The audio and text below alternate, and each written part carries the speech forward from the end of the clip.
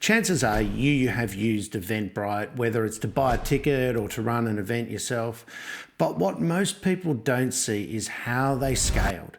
Their biggest breakthroughs weren't just about great technology, but about unlocking the right organisation capabilities at exactly the right moments. So as a leader, you'd be considering the impact new and emerging technology will have on your business, and will need to make some pretty big decisions on how to maximise value creation for the future. So you're probably considering whether to invest in new product development, focus on pricing and margins, or maybe review organisational structures and cost models. So I'm going to share just one moment of maximum impact that had a massive influence on Eventbrite's trajectory and what it tells us about scaling a modern digital business.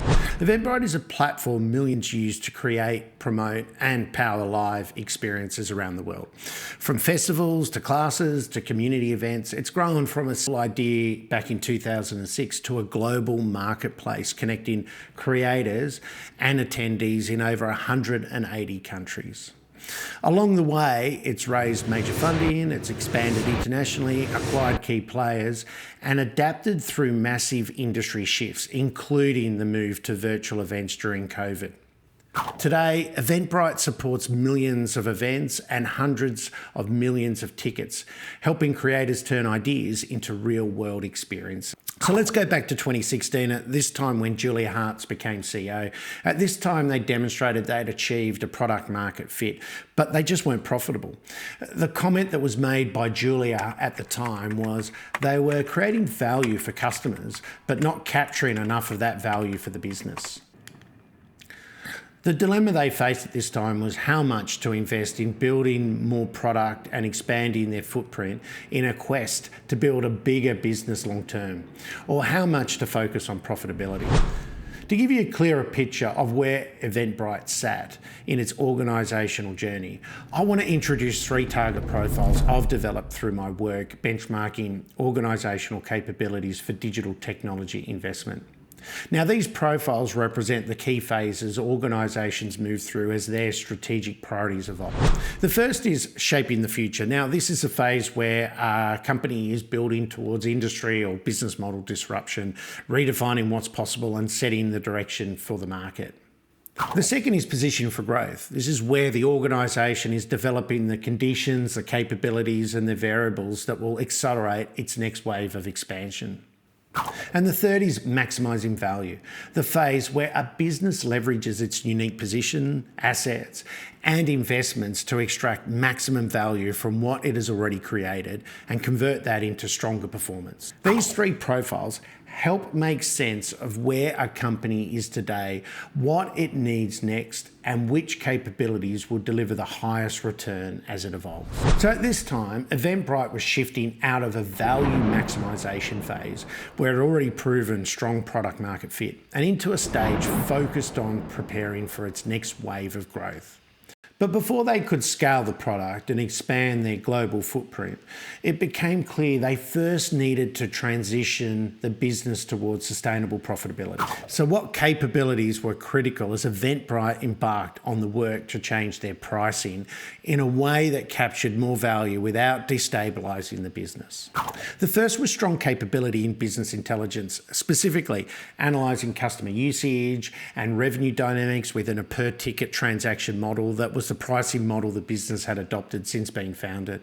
Because Eventbrite had accumulated a wide range of customer segments with different behaviours and different willingness to pay, they needed clear insights into how each segment used the platform and what they valued most. Their prior investment in analytics, coupled with their well-developed customer research capability, became foundation to running a deliberate set of product pricing and packaging experiments. So with mature capabilities across intelligence, innovation and leadership encompassing product and operations, they began systematically exploring packaging models with different feature sets and price trade-offs. They applied value-based pricing principles, linking customer insights with behavioural data to define price points and identify the right segment targets. And rather than rolling out a major pricing change all at once, they executed pilots and stage launches, monitoring conversion, churn, and revenue to understand the real-world effects. What started out as a pricing update quickly evolved into something larger, a reassessment of what the platform offered creators and how Eventbrite articulated and delivered value. It became less about raising prices and more about relaunching the platform in a way that aligned features, value, and willingness to pay. This shift required modernising and rebuilding parts of the platform to support new packaging rules, feature gating, and service models. The outcome was a 3-tiered pricing model launched in October 2017. The results were clear. Revenue per customer increased and the growth in total creator accounts gained momentum, validating that the new model, supported by the modernised platform, both captured more value and strengthened the business. So when we look back at the capabilities that made this successful, it becomes obvious without maturity across a few critical areas, none of this would have been possible. Leadership gave them the ability to understand the true value of their services, both to their customers and to the business, and to make confident decisions about where and how to capture that value. Intelligence showed them how to identify distinct customer segments, understand their behaviour, and closely monitor what happened after each change. And innovation enabled them to go beyond the data, to engage directly with customers, uncover real value drivers, and ensure that the new products and pricing aligned with what creators expected and was aligned to what they would pay. Together, these capabilities are what made the transformation actually work.